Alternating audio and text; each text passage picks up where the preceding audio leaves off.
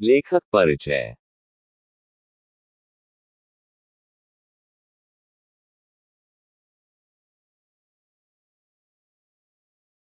सरजू भैया रामवृक्ष बेनीपुरी। लेखक परिचय। हिंदी साहित्य के आधुनिक काल के लेखकों में रामवृक्ष बेनीपुरी का अपना विशिष्ट स्थान है। वे एक लेखक होने के साथ साथ महान विचारक, चिंतक, पत्रकार और संपादक भी थे। वे हिंदी साहित्य के शुक्लोत्तर युग के प्रसिद्ध रचनाकार हैं। रामवृक्ष बेनीपुरी जन्म 1902 को मुजफ्फरपुर जिले के बेनीपुर ग्राम के एक कृषक परिवार में हुआ था और 1968 में उनका निधन हुआ। रामवृक्ष बेनीपुरी बहुमुखी प्रतिभा के रचनाकार थे। कहानी, नाटक, उपन्यास, रेखाचित्र, यात्रा विवरण, संस्मरण एवं निबंध आदि विधाओं के माध्यम से उन्होंने साहित्य को समृद्ध किया। प्रकाशित कृतियां: उपन्यास पतितों के देश में, कहानी संग्रह चिता के फूल, निबंध संग्रह गेहूं और गुलाब, मशाल, वंदे वाणी विनायको, रेखाचित्र माटी की मूर्तें, लाल तारा, संस्मरण मील के पत्थर तथा जंजीर की दीवारें, यात्रा वृतांत, पैरों में पंख बांधकर आर उड़ते चल, जीवनी, कार्ल मार्क्स, जयप्रकाश नारायण, महाराणा प्रताप सिंह, नाटक अम्पली, सीता की मां, राम राज्य, संपादन बालक अरुण, भारत युवक, किसान मित्र, कर्मवीर, कैदी, जनता, हिमालय, नई धारा, चुन्नू मुन्नू। रेखाचित्र का सारांश। हिंदी रेखाचित्र के इतिहास में रामवृक्ष बेनीपुरी को सर्वश्रेष्ठ रेखाचित्रकार माने जाते हैं। माटी की मूर्तें, यह उनका प्रसिद्ध रेखाचित्र संग्रह है।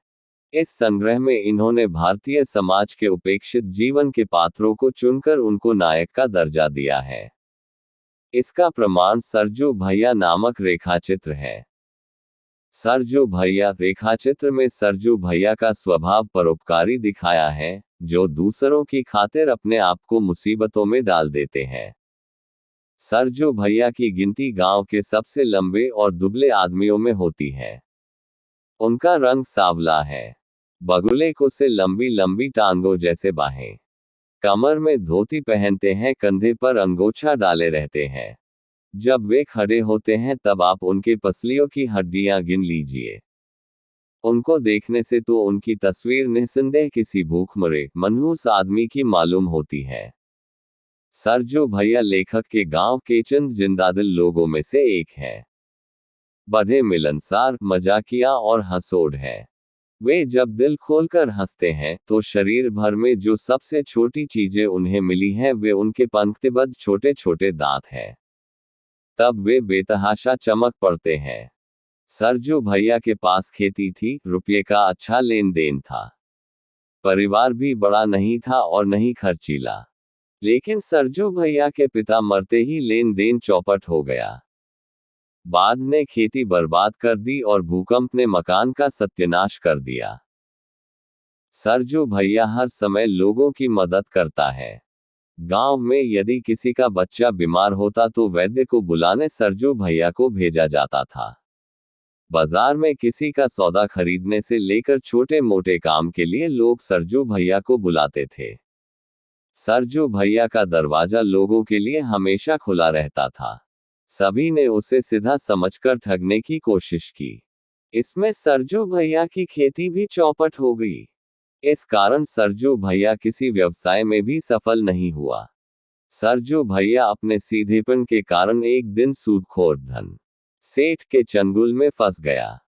इस सूदखोर से सरजू भैया हमेशा कर्ज लेता था। सरजू भैया ने कुछ पैसे उनसे लिए थे। इसके बदले में सूदखोर कागज पर उनका अंगूठा चिपढ़ा लेते हैं और सरजू भैया गिरवी के रूप में ठग जाता है। दूसरों के खातिर सरजू भैया खुद मुसीबत में आ जाता है। संक्षेप में, सरजू भैया, इस रेखाचित्र में लेखक ने सरजू भैया का जीवन चरित्र को उजागर किया है। सरजू भैया सादगी, सरल स्वभाव और सहज भोलापन के कारण सदैव दूसरों की सहायता के लिए तत्पर रहता है। उनका हृदय विशाल है, उनके विचार भी विस्तृत और उदार है। सरजू भैया शरीर से कमजोर दिखते हैं पर उनमें आत्मिक विश्वास भरा है। वे गांव के लोगों का सारा उत्तरदायित्व अपने सिर पर लेकर उनकी सहायता करते हैं, परंतु गांव के लोग उनके सीधेपन का फायदा उठाकर उसे ठगने की कोशिश करते हैं। लेखक ने इस रेखाचित्र में ग्रामीण भागों में चलने वाली सूदखोरी को दिखाते हुए सरजू भैया जैसे सरल स्वभाव के व्यक्ति अपने भोलेपन के कारण किस प्रकार इस व्यवस्था का शिकार बनते हैं, यह दिखाया है। अर्थात सरजू भैया परोपकारिता के कारण अपना शरीर ही नहीं अपनी संपत्ति भी खो देते हैं।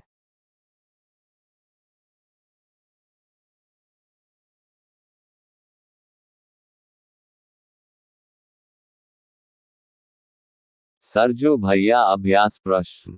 निम्नलिखित प्रश्नों के उत्तर लिखिए। प्रश्न 1। सरजू भैया के व्यक्तित्व का संक्षिप्त परिचय लिखिए। उत्तर। प्रस्तावना। सरजू भैया की गिनती गांव के सबसे लंबे और दुबले आदमियों में हो सकती है। उनका रंग सांवला है, बगुले की सी लंबी लंबी टांगों जैसी लंबी बाहें, कमर में धोती पहनते हैं, कंधे पर अंगोछा डाले रहते हैं।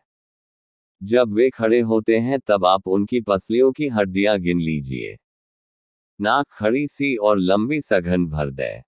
उनकी आंखें बड़ी बड़ी हैं जो कोटे में धंसी सी लगती हैं। गाल पिचके से हैं। अंग अंग की शिराएं उभरी हुई हैं।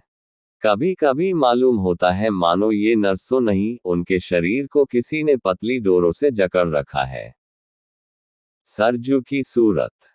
उनको देखने से तो उनकी तस्वीर निस्संदेह किसी भूखमरे मनहूस आदमी की मालूम होती है, परंतु ऐसा है भी कि नहीं। सरजू भैया लेखक के गांव के चंद जिंदादिल लोगों में से हैं। बड़े मिलनसार, मजाकिया और हंसोड़ हैं। दिल खोलकर हंसना। वे जब दिल खोलकर हंसते हैं तो शरीर भर में जो सबसे छोटी चीजें उन्हें मिली हैं वे उनक पंक्तिबद्ध छोटे छोटे दांत हैं। तब वे बेतहाशा चमक पड़ते हैं। अंग अंग हिलने डुलने लगते हैं, जैसे मानो हर अंग हंस रहा हो। सरजू भैया के पास इतनी संपत्ति है कि वह खुद या अपने परिवार का ही पेट नहीं भर सकते वरन आगत अतिथि की सवा पूजा भी मजे से कर सकते हैं। तो फिर यह हड्डियों का ढांचा क्यों? के जवाब में एक पुरानी कहावत पेश करूंगा, काजी दुबले क्यों शहर के अंदेशे से। उपसंहार। अब सरजू भैया की जो हालत है वह स्वयं अपने कारण नहीं, दूसरों के चलते है। पराये उपकार के चलते उन्होंने सिर्फ अपना यह शरीर सुखा लिया है, बल्कि अपनी संपत्ति की भी कुछ कम हानि नहीं की है। प्रश्न 2। सरजू भैया क्या व्यवसाय करते थे? वे अपने व्यवसाय में सफल क्यों नहीं हो सके? उत्तर। सरजू भैया के पास खेती बाड़ी थी, रुपये और गल्ले का अच्छा लेन देन था। परिवार बड़ा नहीं था और न खर्चीला, लेकिन सरजू के पिता के मरते ही सरजू भैया ने लेन देन चौपट किया। बाढ़ ने खेती बर्बाद कर दी और भूकंप ने मकान का सत्यानाश कर दिया। उनका लेन देन बहुत अच्छा था। खेती को भी संभाला जा सकता था, घर भी खड़ा किया जा सकता था, किंतु सरजू भैया लेन देन का काम नहीं संभाल सकते थे। इसके भी कुछ कारण थे जिससे सरजू भैया ने इन कामों में रुचि नहीं दिखाई।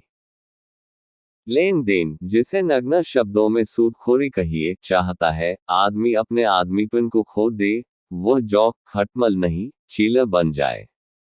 काली जौक और लाल खटमल का स्वतंत्र अस्तित्व है। हम उनका खून चूसना महसूस करते हैं, हम उनमें अपना खून प्रत्यक्ष पाते हैं और देखते हैं।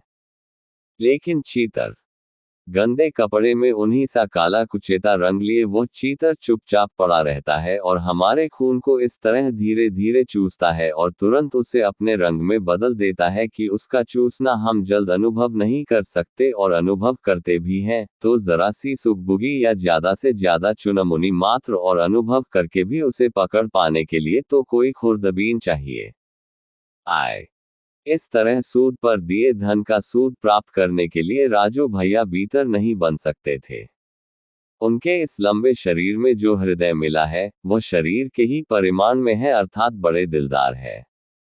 जो भी दुखिया आया, अपनी विपदा बताई, उसे देवता सा दे दिया, और वसूलने के समय जब वह आंखों में आंसू लाकर गिड़गिड़ाया तो देवता की ही तरह पसीज गए। सूद को कुछ दिन में मूलधन भी शून्य में परिवर्तित हो गया। बाढ़ और भूकंप ने उनके खेत और घर को बर्बाद किया। जरूर रोगिक सरजू भैया तथा का यकीन है आज फटेहाली से बहुत कुछ बचे रहते यदि लेन देन के बाद भी इन दोनों की तरफ भी पूरा ध्यान दिए होते। यह नहीं कि वह जी चुराने वाले या आलसी और बोर्ड कमजोर गृहस्थ है, नहीं, ठीक इसके खिलाफ चतुर, फुर्तीला और कामकाजी आदमी है। लेकिन करे तो क्या, उन्हें दूसरे के काम से ही कहाँ फुर्सत मिलती है। यदि किसी का बच्चा बीमार होता है तो वैद्य बुलाने जाएगा सरजू भैया। बाजार से किसी को सौदा खरीदना है तो कौन जाएगा सिवाय सरजू भैया के। किसी भी छोटे से लेकर बड़े काम तक करवाने की जिम्मेदारी है तो सरजू भैया की। इस तरह सरजू भैया ने अपनी खेती को चौपट किया हुआ है। अच्छा भोजन न मिलने से इनकी कमर झुक गई है। चाहे दिन का कोई समय हो या रात्रि का आधा भाग, फिर भी वहां के लोग अपने काम के लिए बुलाएंगे सरजू भैया को। सरजू भैया का दरवाजा हर किसी के लिए 24 घंटे खुला रहता है। सरजू भैया नर हैं। उनकी भलमनसाहत को कोई भी नहीं ध्यान देता है। सभी उसे सीधा समझकर ठगने की कोशिश करते हैं। इस तरह बहुत से कारण थे जिनकी वजह से वे व्यवसाय में सफल नहीं हुए। प्रश्न 3। सूदखोर किस तरह दूसरों का शोषण करते हैं? संक्षेप में लिखिए। उत्तर। सूदखोर दूसरों का खूब शोषण करते हैं। उनमें आदमीपन तो रहता ही नहीं। सूदखोर तो जौक खटमल नहीं, चीला बन जाता है। काली जौक और लाल खटमल अपना स्वतंत्र अस्तित्व बना लेते हैं, क्योंकि जब उनके द्वारा हमारा खून चूसा जाता है तो हम उनके अंदर अपना ही रक्त चूसा हुआ पाते हैं। लेकिन चीला, गंदे कपड़े में उन्हीं सा काला कुचैला रंग लिए वह चीला चुपचाप पड़ा रहता है और हमारे ही रक्त को धीरे धीरे चूसता रहता है। तुरंत ही उस चूसे गए खून को अपने रंग में मिला लेता है और अपने रंग में बदल देता है। चीला के द्वारा चूसा जाना बहुत जल्दी अनुभव नहीं कर पाते। इसी तरह सूदखोर पैसा कमाता है और शोषण करता है। प्रश्न 4। सादगी, सरल स्वभाव और सहज भोलापन ग्रामीणों की विशेषता है। सरजू भैया पाठ के आधार पर स्पष्ट कीजिए। उत्तर। सरजू भैया लेखक के गांव के रहने वाले हैं। उनमें सरलता है, सादगी है और सहज भोलापन है। यही सरजू भैया भारतीय ग्रामीणों की इन विशेषताओं को अपने अंदर संजोए हुए हैं। वे सदैव दूसरों की सहायता के लिए तत्पर रहते हैं। उनका हृदय विशाल है, उनके विचार भी विस्तृत और उदार हैं। ग्रामीणों की किसी भी आवश्यकता के काम को पूरा करने के लिए 24 घंटे उनका द्वार खुला रहता है। सरजू भैया यद्यपि शरीर से कमजोर दिखते हैं लेकिन उनमें आत्मिक साहस भरा पड़ा है। बीमार के लिए वैद्य लाकर, किसी की सहायता के लिए बाजार से उसकी आवश्यकता की वस्तुओं को लाकर, बाहर से आई खबर को प्रत्येक घर में पहुंचाकर, किसी के भी काम के लिए उन पर समय ही समय था। लोग उनके सीधेपन का फायदा उठाते और उन्हें ठगने की कोशिश भी करते। ग्रामीण व्यक्ति सूदखोरों के चंगुल में बहुत जल्दी फंस जाते हैं। सरजू भैया के आधार पर स्पष्ट होता है कि सादगी, सरल स्वभाव और सहज भोलापन ग्रामीणों की विशेषता है। प्रश्न 5। दूसरों की सहायता करना सरजू भैया का स्वभाव था। इस संदर्भ में बताइए कि सरजू भैया की प्रकार दूसरों की सहायता करते थे। उत्तर। सरजू भैया का स्वभाव था दूसरों की सहायता करने का। वे 24 घंटे अपने गांव के सभी लोगों की सहायता में लगे रहते थे। वे अपने किसी भी काम को देखते नहीं थे। यदि उन्होंने अपना काम किया होता, अपनी खेती बाड़ी, अनाज व पैसे के लेन देन को थोड़ा भी समय निकालकर देखा होता तो अवश्य ही उनकी आर्थिक दशा ठीक रही होती। कृषि कार्य के लिए थोड़ा बहुत समय दिया होता तो धान्य आदि की कमी नहीं होती। उनका घर भी नष्ट नहीं होता। लेकिन वे अपने स्वभाव और आदत से लाचार थे कि वे अपने किसी भी काम को नहीं देखते थे। दूसरे लोगों, अपने गांववासियों की सहायता में तत्परता से लगे रहते। लोग उन्हें उनके सीधेपन और सहायता की भावना वाला होने से मूर्ख समझते थे। लेखक के अनुसार वे गांव के किसी भी बीमार व्यक्ति के उपचार के लिए वैद्य को लेकर आते थे। किसी को किसी चीज की आवश्यकता है, सौदा खरीद कर लाना है, तो सरजू भैया बाजार जाता और उनके लिए उस इच्छित वस्तु को लाकर देता। गांव के किसी रिश्तेदार की बीमारी आदि की सूचना देने और लेने यदि किसी को भेजा जाना है, तो वह है सरजू भैया। इन सभी बातों के पीछे है सरजू भैया का तेजगति से चलना और दूसरे लोगों की सहायता करने की प्रवृत्ति। गांव का कोई सज्जन किसी की जमीन मकान आदि को यदि खरीदता है, तो उसकी शिनाख्त सरजू भैया ही करता है। गांव में किसी के यहाँ विवाह हो रहा है, यज्ञ आदि का आयोजन है, तो समझिए इस सब की जिम्मेदारी सरजू भैया की होती है। बहुत ही अस्त व्यस्त दिखते रहते हैं। गांव में किसी के यहाँ कोई मृत्यु होती है, तो भी समय कोई भी हो, इसके लिए भी आवश्यक सामग्री जैसे कफन आदि खरीद कर लाने का उत्तरदायित्व सरजू भैया का ही रहता है। इस प्रकार गांव के लोगों का सारा उत्तरदायित्व अपने सिर पर लेकर सरजू भैया उनकी सहायता करते थे। प्रश्न 6। सरजू भैया को सूदखोर ने किस प्रकार ठग लिया था? संक्षिप्त में लिखिए। उत्तर: सरजू भैया अपने सीधेपन से ठगे गए। वे एक दिन एक सूदखोर के चंगुल में इस तरह फंस गए कि लेखक ने सरजू भैया के पास जो रुपये थे उन्हें अपने काम में लगा लिए। कुछ दिन बाद उन्हें धन की जरूरत पड़ी होगी। संकोचवश लेखक से धन मांग नहीं सके। वे अपनी आवश्यकता की अधिकता के कारण एक सूदखोर के पास चले गए। यह सूदखोर कोई अन्य नहीं था, यह वही था जो पहले इनसे कर्ज लिया करता था। यह सूदखोर तरह तरह के काम करता रहता है, उनके कारण यह अब धन्ना सेठ बन गया है। उसने इन्हें सरजू भैया को धन दे दिया, लेकिन जैसे ही वे चलने लगे तो उसने धन्ना सेठ बने सूदखोर कहा, आपके पास से रुपये जाएंगे कहाँ? लेकिन कोई सबूत तो चाहिए ही। सरजू भैया ने कहा, क्या सबूत? मैं तैयार हूँ। उस समय तक सरजू भैया रुपये बांध चुके थे, उन्हें खोलकर लौटाया नहीं जा सकता था, और न सरजू भैया उसकी सूदखोर की मांग को नामंजूर कर सकते थे।